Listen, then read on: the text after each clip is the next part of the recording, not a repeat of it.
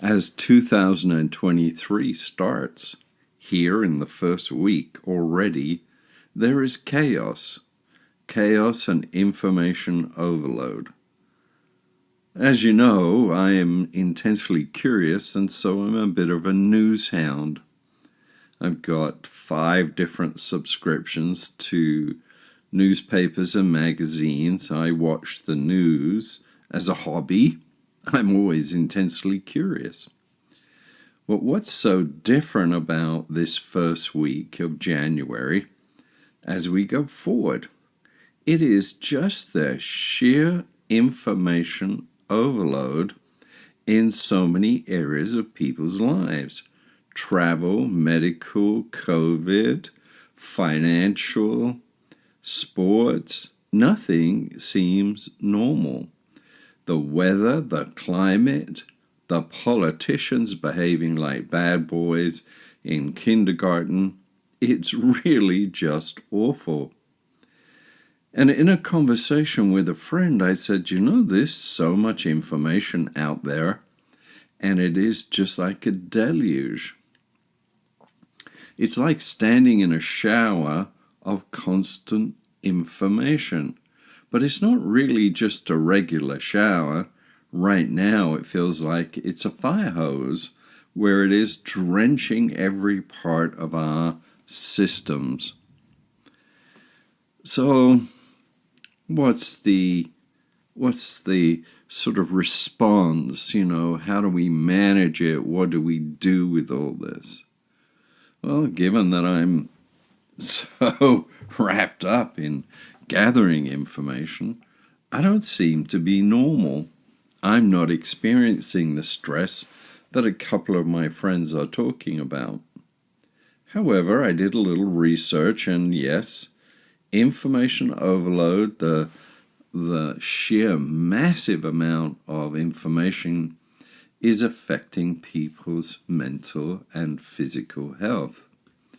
One of the things that happens when you have this massive amount of sort of urgency and stress, apparently nearly 45% of Americans say that their mental health has been affected by the COVID crisis, by the travel crisis, by the financial meltdown, by what even watching sports is creating stress. Now, that's not including the stressful work solutions or the stressful situations of some people working in the office, some people working at home, the talk about more COVID coming back. Nothing feels normal. One of the things about the human brain that I have discovered is that it likes normal. It likes things to be normal. It's addicted to habits. You've heard me talk about that before. The brain likes things okay, comfortable, a comfort zone, a place to relax, that it knows what's going on. Right now, in our societies, we don't know what's going on.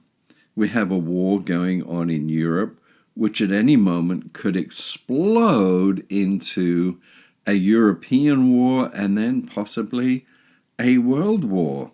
That's just dreadful. And that sits in your stress box as a base. Then there is COVID, and they're talking about a new virulent, very powerful virus of the COVID coming back.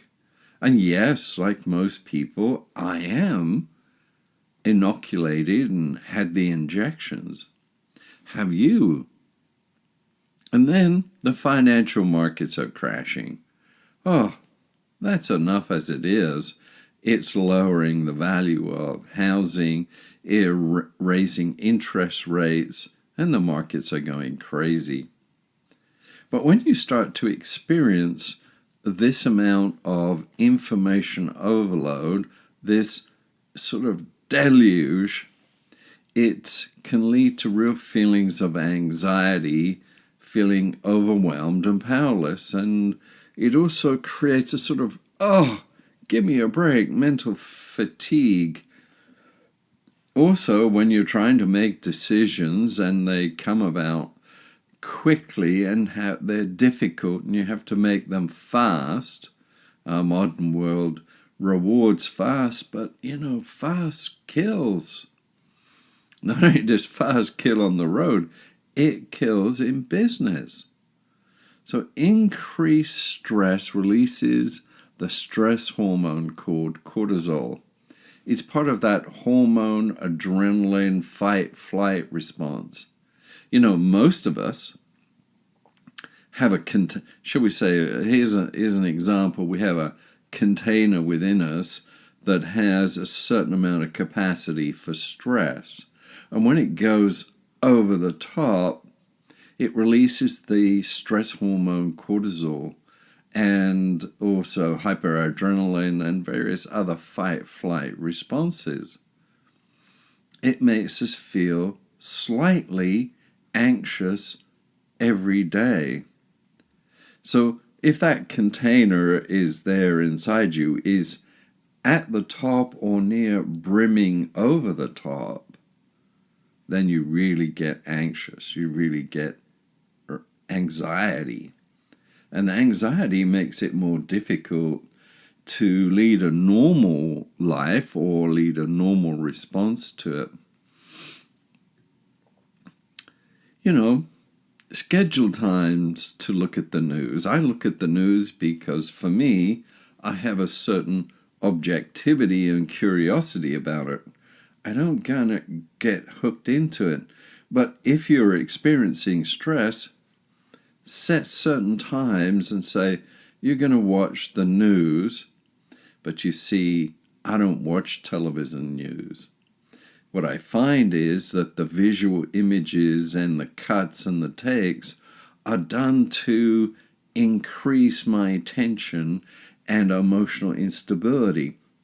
They have the lesson learned of what bleeds, leads, what is awful will get your attention. That is so difficult. So, if you can get away with it, read your news. Because when you read, you have the intellectual ability to screen it and put it in context. Whereas when it's flashing straight through your retina into the back of your brain, you have emotional reactions to the news. And also, be careful about checking social media, because social media lives on anxiety and drama and all of the stuff, and it increases your anxiety. And certainly put down your phone, especially in the hour before bed. You really don't need to look at it to see what's ticking on Twitter.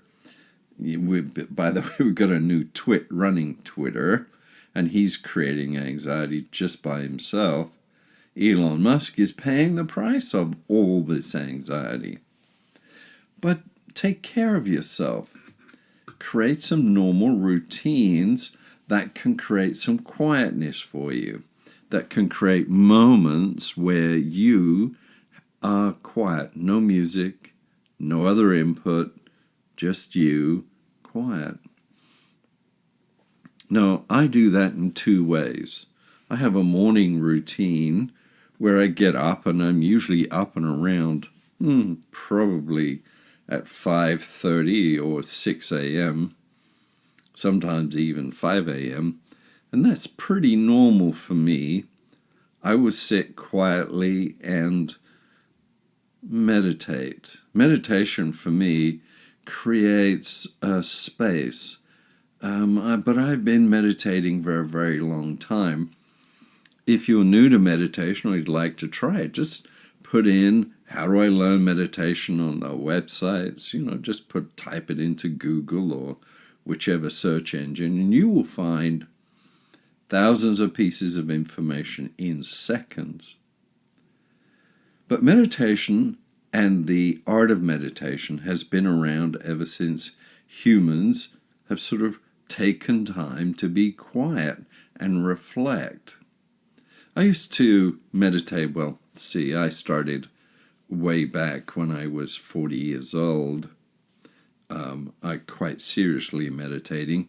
I'd started before with transcendental meditation. And that, for me, was to decrease my heart pressure, my anxiety level, and was recommended by my family doctor. Yeah.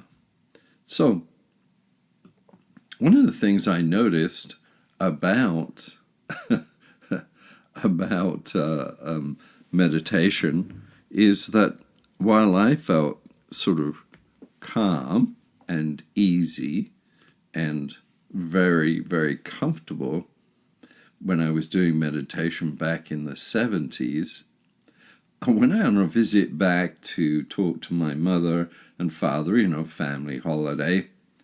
I noticed that my mother achieved a sense of meditative state, if you want, when she was knitting. It's a repetitive, simple, mind-calming. And I said to her, well, why do you like to knit? And she gave me the answer I expected. Oh, it just gives me a time to be quiet. I just knit away, and while I'm focused on knitting, all the other pieces sort of drop away. Now, I notice that when I'm doing my exercise routine in the morning. I do a combination of Pilates and yoga, and I do it after I've had my shower, so my muscles are warmed up and somewhat relaxed, and in that moment of doing my yoga / Pilates, I also notice that I get the same effects as I do when I'm meditating as an actual practice. It just allows me to relax. Years ago, when I was a regular jogger, one of the things that I noticed when I used to jog was that, I got that same effect of meditation, of being outdoors, focused on something else, and quietly my mind would de-stress, my body would de-stress. So I'm not suggesting that you should meditate, but there are all sorts of ways. I'm going to do a whole series about practical meditation and practical Zen as we come up through the year. But one of the things, having said that, that's in the future. But here's the thing. There are different activities that you can do that while you're doing it, your mind is occupied somewhere else. And so it allows the stress to bubble up and bubble off you. And so that if you can imagine, still water, a deep well, and all of a sudden a bubble comes up, that's kind of the stress coming up. That's one of the ways to manage the information overload. Of course, you could sort of go, drastic, turn off all news service, turn off all social media, don't go to work, and sit in a room and be quiet. Will that work? Yeah, there's some stress-inducing side effects if you stop work and go sit in a room. You'll get hungry and you'll go broke, or you'll have no income. So those things don't really work to help you within this information overload. One of the things that I learned to do is that when I was experiencing stress earlier, one of my teachers said, well, you have shoes for work. I said, yeah. He said, you have slippers or sandals for home? I said, yeah, I often walk around in my bare feet. That's my favorite. He said, well, think of it this way. Don't think about work until you have your work shoes on. Put them on, and then when you drive to work, you can slowly get back into work and be ready to go to work and deal with the stresses of the day. He said, when you come home, when you go to your car or you catch a bus, I used to catch a SkyTrain, and then when you get home and you take your shoes off, make a mental note to put your troubles on the shoes. Just leave them there and not think about them. And I thought, well, this is strange. Well, will that work? And it did, but it took practice. It took the idea of saying no to work after a certain period of time. That's very difficult now, as so many of us work at home. And then when we stop work, how do we turn it off? How do we stop looking at emails and our computer that we're working on to do our jobs? I must admit, Europe has got several interesting local laws. In France, for example, you're not allowed as a businessman or employer to contact your staff by email 1 hour after they've stopped work. Can you imagine? I've been contacted by clients in the past at 8 o'clock at night. Oh, this is an emergency. I need you to fix on this. We've got that to do. Well, the way I actually ended up managing it was to turn off my phone. But now I have trained clients, I take work between here and here, and only under extreme emergency am I able to contact you. But let's think of all the ways in which it all gets to us. We have email, we have text or MS, we have phone, we have our computers. Oh, and sometimes they'll even knock on the door. So, meditation, I think, is the simplest and fastest way of de-stressing. The information overload is there. You can shut off some of it, and yet you need most of it. So it's not so much that the information is bad, it's that how do you manage it? I put containers, if you want. I have my container of information for work, container of information for what I will find useful, and I put things in the containers very deliberately. Oh yes, this article will be good for a future broadcast or a podcast or article. This is I need now, or I need to respond to this question from a client. So I have different levels, and I put things in these little pots or little containers, and that creates some space for me.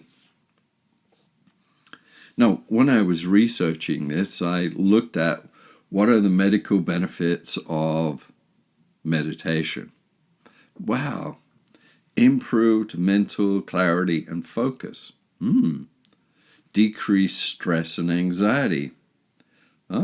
Increased feelings of happiness and well-being. Improved physical health. And improved relationships. And even a better sense of purpose. Now, I've been doing, if you want, Zen meditation or Zen practices for a long time now. It started with me meeting my first Zen teacher, Paul Raps, in 1985. And I started looking at Zen philosophy and practice, because it's not really a religion, it's just a practice, a way of approaching life. And looking at the Zen teaching and Zen meditation has helped me tremendously deal with the pressures of the modern world. But it's an ancient practice, and it's in a modern world. So I call that practical Zen. Here it is. Zen, they say that it started in the 5th century. maybe, not quite so strongly, but it was the 8th century that it really flooded China, Japan, and even moved back to India, where its roots are. So there it is. It's an ancient model, but it works so well now because we have this unusual information overload. And by meditating and being mindful, we have a way of managing it that's under our own control. We manage it. And even the act of having and using a technique that you choose makes an enormous difference because it is proactive and yourself. One of the things that I've noticed is that people who meditate on a regular basis, they are more authentic, they show up more, and they tend to have better relationships because they improve their communication by being mindful. They have space in their brains, in their hearts, and in their bodies. They are not stressed out, and so they can focus on the other person. Well, that improves all relationships. We all like to be listened to and acknowledged and understood, and that manages relationship stress. But not only with ourselves, but with our partners, with the people that we work with. One of the other things about meditation is that it improves mental clarity and focus. When your mind is clear and it's not full of the cloud of stress and information overload, it's easier to manage your life. It's easier to grasp what's most important to you and what you can do to help others if that's what you do. That's what actually I try to do, is to help others. So that's my focus. That is my purpose. People who meditate tend to have a better sense of purpose and contribution to other people and their world in general. Now, I'm not suggesting that you take up Zen meditation, but I am suggesting that you take time for yourself every day, preferably first thing in the morning, although my practice is in the morning and in the afternoon, so that I can relax more. One of the things about it is that when you do that on a regular basis, your family will find you more available, and the people at work will find you more available, and it improves your relationships. But the biggest thing is that it brings peace of mind. With all of this crazy stuff going on, with the market crashing, with politicians behaving badly, with players getting heart attacks on football fields and on soccer fields, with the crazy news reporting about a war that could kill us all, it's good to have a space where you de-stress yourself. Most of us clean our teeth every day. I say most of us, it's in an emergency that we don't clean our teeth and floss in the morning or clean and floss our teeth. Well, if you took the same amount of time, maybe just a bit more, that you do that regular habit and then did it every day, just sitting quietly with yourself and meditating, you will get better. You will be able to handle and manage the information overload and the stress that comes with it. I wish you well, and take care. Lots of love and peace, Jeffrey.